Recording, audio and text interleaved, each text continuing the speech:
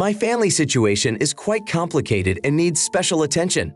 I have a daughter in my life from my first marriage who is now 17 years old. She has been diagnosed with ADHD. There is a disagreement between me and her mother about the need for medication. The ex-wife insists that the daughter does not need medication and has convinced the daughter herself that she does. I am currently living with a new spouse with whom we welcomed our shared child a few weeks ago.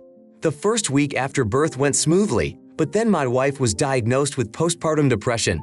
Our daughter has been behaving rather erratically at this time, using her independence and car to travel between homes, although she stayed with us last week due to a school suspension. I'm guessing that her behavior at school, which got her in trouble with teachers, could be due to ADHD. However, my ex-spouse disagrees with this interpretation of the situation. The addition of a new member to the family has caused tension. My daughter often accidentally wakes the infant by her actions, such as singing loudly or banging on doors, which irritates my wife. She believes that this behavior of the daughter is intentional, although I know that our daughter has always been prone to such actions without malice. Finally, the tension reached a climax when my daughter, found by me crying in the car, told me that my wife had asked her to leave because of her inability to be quiet. This led to a huge argument between me and my wife, who was already at her breaking point due to stress and fatigue. In the prevailing situation, I asked my wife what was the basis for her right to speak to her daughter like that. In response, she spoke harshly about her desire for personal space, the ability to use the bathroom in peace, take a shower, eat, or even get some sleep without always having to be on guard for the needs of an infant. Her words expressed deep frustration. Every time she finds a moment to herself, our daughter seems to decide that it's the perfect time to wake up and get attention, thus denying my wife personal time. I tried to point out her kinks by mentioning the quick decision to divorce, which only increased her anger. She blamed me for my lack of support during this difficult period. This moment revealed my lack of awareness of the situation. After my wife's loud remarks to my daughter for making noise, I stood up for my daughter, which only added fuel to the fire. Talking to my daughter about what was going on also opened my eyes to my own actions. It turned out that I hadn't even realized how much I had automatically taken her side in arguments, ignoring my wife's feelings. My daughter sincerely apologized for her unintentional behavior, stressing that she didn't mean to offend anyone. This situation showed me how easily I can lose control, threatening my tired wife with divorce without getting to the heart of the problem or trying to find a common solution. It is your responsibility as a parent to teach your daughter empathy and respect for others, emphasizing that they are also important and explaining how to control her behavior. Lack of action in this area cannot be excused by unconscious behavior or frequent apologies.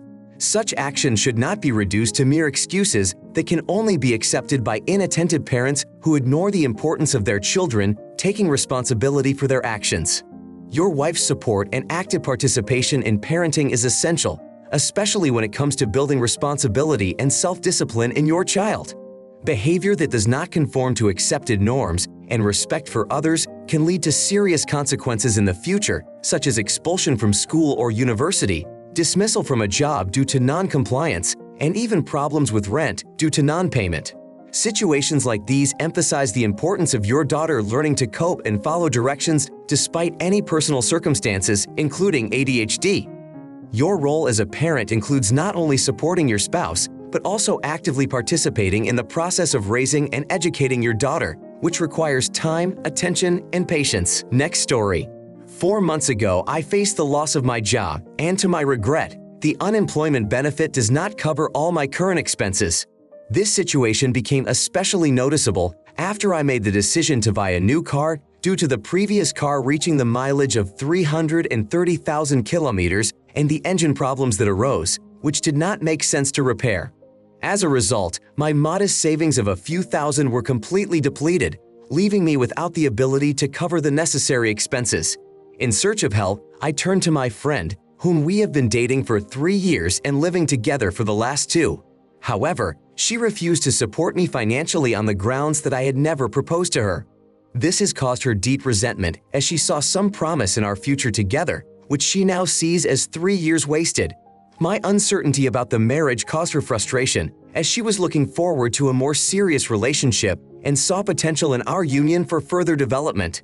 Against the backdrop of my dismissal, She expressed the view that my expectations for her help with the rent were exorbitant given my unpreparedness for marriage.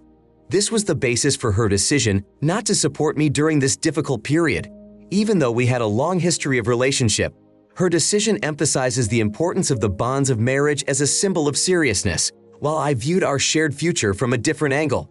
Now, while searching for a new job and struggling to pay rent, I realize how complex the interplay of personal financial concerns and relationships can be. My offer of temporary financial support was met with rejection, which moved me to reflect on the seriousness of our intentions for each other. In light of these events, my friend offered the alternative of moving back in with her family if I could not handle the financial commitment. This suggestion opened a new perspective on our situation, emphasizing the complexity of decision-making in a time of crisis. In one of life's twists and turns, she offered him the terms for a deep and committed relationship. In response, he was unable to accept them. Despite this, she decided to continue their connection, but adjusted her expectations and efforts to fit the new reality. The question arises, why did she have to do this? Because while the benefits of a close relationship were sought, there was no willingness to make a corresponding commitment. It was time to start thinking about job hunting. She needed a partner who could share the challenges and joys of life with her, while he preferred inactivity. When he started threatening to end the relationship because of her unwillingness to support his inactivity, it became obvious who was contributing to the common cause, and it was definitely not him. There is a full understanding of the reasons why she refuses to give him financial support. His actions have made it clear that his partner's interests and goals do not matter to him. His own routines and needs are what is important to him. You should never commit your financial destiny to a man who is not willing to take responsibility. This opinion is shared not only by the author, but probably by his girlfriend who has successfully escaped a toxic relationship. In fact, she may have even needed to contract with the government to help a man who was willing to spend the rest of his life with her. She just wanted marriage, and it didn't seem to matter so much who it was with. If the situation was such that he would have lost his job already after marriage, there is an assumption that she would have initiated the divorce first. Now I want to tell a different story. My older brother is raising many foster children. He also has 2 children from his wife Tori's first marriage. In addition, there is a teenage Liam from a casual relationship and another child from a previous long-term relationship. My brother also has a daughter who is almost an adult. According to him, Liam is the only one of the children who does not have an active father involved in their lives and lives with them full-time. My biological niece lives mostly with her mom. I assumed that Liam, being with them all the time, was getting enough attention. However, my niece shared that, from her observations, he seems to be forgotten a lot. She said that Tori once mentioned that Liam is special and different from other kids, but it was said in jest. One day, Tori gathered the whole family for dinner to announce her pregnancy. Everyone started applauding. I noticed that Liam started crying and walked away. My niece and I followed him. When I asked him if he was okay, he started crying even harder. Feeling terrible, I tried to comfort him. My niece decided to cheer him up with ice cream, and I went back to the family table. Everyone was preoccupied with what had happened.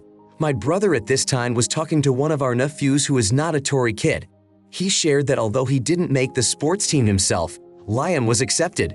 My brother was surprised as he is a big fan of the sport himself and was unaware of Liam's athletic interests, thinking he was a quiet kid with no interest in sports. My nephew laughed and remarked that Liam was actually popular at school and not a nerd at all. After talking to my nephew, my brother came up to me and expressed doubts about my nephew's words, suggesting that he might have been out of touch. I asked him what he saw Liam as. My brother admitted that he rarely interacts with Liam directly, but according to Tori, the teenager seems socially awkward, sensitive, and sometimes in need of support. Tori overheard the conversation and thought of Liam, expressing concerns about his behavior and need for support. This moment caused me great consternation, especially given Liam's previous tears. I didn't hold back and expressed my displeasure to Tori and my brother, emphasizing that their behavior was unacceptable.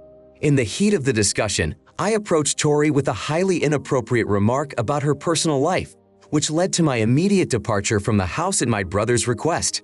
It was a moment I certainly deserved. Nevertheless, my reaction enraged Tori, who began sending me messages rebuking me for my rudeness and lack of understanding of her personality. Even my mother expressed her disapproval of my behavior. It made me reflect on my own actions and admit that I had indeed acted rashly, causing conflict in the family. Edited. Tori has 4 children. The older 2 have one father who is actively involved in their lives. Liam's father has sadly passed away. Tori's youngest child has a different father who is also actively involved in parenting. My niece and my brother's newborn, along with Tori's baby, bring the total number of children in the family to 6. I make no secret of my displeasure with my brother's behavior. In my opinion, his indifference to his stepson is unacceptable. My grievances with Tori stem from her attitude toward her son. She calls him needy and advises him to avoid socializing with him. That's why I expressed my disagreement with her. Your niece was exceptionally thoughtful in sharing her observations about Liam with you. That was a truly valuable observation. It is important to arrange a meeting with your brother and his wife, and possibly your niece, to discuss what happened at the party. If this is not possible, at least talk to your brother separately. I'm surprised he doesn't notice what's going on with Liam right in his own home. You might want to pay more attention to Liam because he seems to be left on the margins of the family attention, especially with the arrival of a new baby who will undoubtedly become the center of attention. Their ignorance of his passion for sports shows how little they know about his life. Your words to Tori, while driven by strong emotion, may have seemed overly harsh, but the point you raise about the importance of paying attention to Liam and the need for responsible parenting remains valid.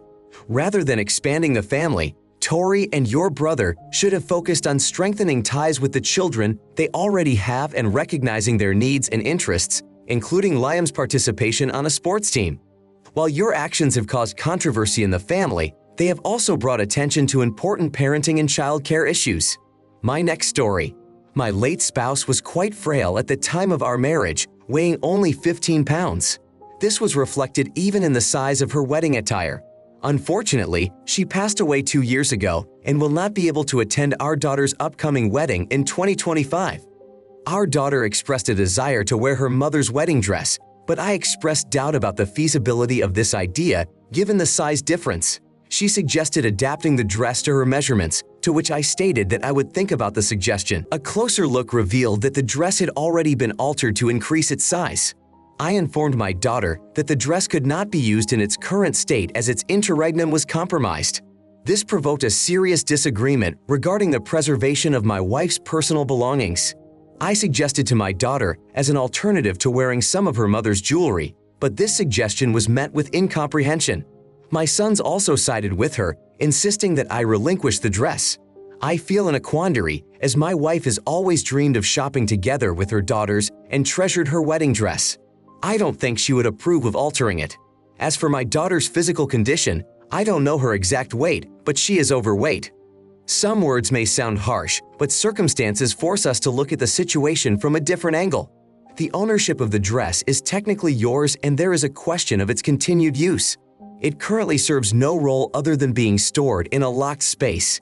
It may be worth considering an option where the dress will bring joy and make someone else happy instead of remaining in oblivion. Undoubtedly, this wedding dress has great meaning to you, but neither you nor anyone else in your circle will wear it. Using it would allow your late spouse's daughter to feel connected to her mother on one of the most significant days of her life. You and your spouse already had that moment on your wedding day. Now your daughter is entitled to her own special day. A year ago, I might have called you rash, arguing that your wife's dress was useless considering she couldn't go shopping. However, having lost my mother after 9 years of caring for her, I have changed my mind.